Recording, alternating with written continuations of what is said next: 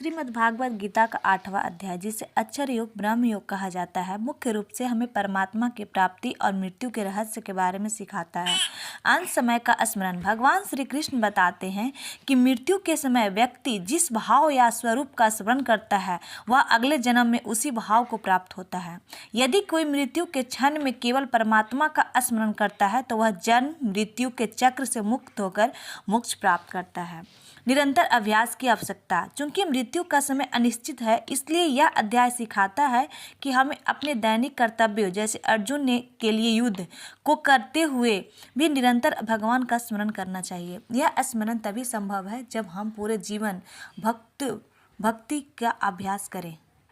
अक्षर ब्रह्मा का ज्ञान। अक्षर का अर्थ है जिसका कभी नाश न हो। श्री कृष्ण समझाते हैं कि यह संसार नश्वर है, लेकिन परमात्मा अक्षर और अविनाशी है। आत्मा भी इसी अक्षर ब्रह्मा का अंश है।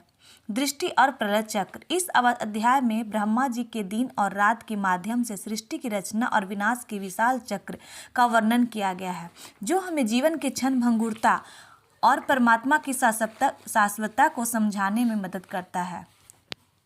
दो मार्ग, शुक्ल और कृष्ण पक्ष। यहाँ आत्मा की गति के दो मार्गों का वर्णन है। प्रकाश का मार्ग शुक्ल पक्ष, जिससे जाने वाले योगी वापस जन्म नहीं लेते, और अंधकार मार्ग यानी कृष्ण पक्ष, जिससे जाने वाले पुण्य भोगने के बाद पुनः मृत्यु लोक में लौट आते हैं। यह अध्याय हमें भक्ति, निरंतर और वैराग्य के साथ जीने की प्रेरणा देता है, ताकि हम जीवन के अंतिम लक्ष्य यानी परमात्मा से मिलने को प्राप्त कर सकें। Thank you guys. अगर मेरी वीडियो अच्छी लगे तो मुझे फॉलो करें। मेरी बेटी मुझे परेशान कर रही है, उसकी आवाज़ भी थोड़ी सी आगे आप लोग सुन सकते हो। Thank you.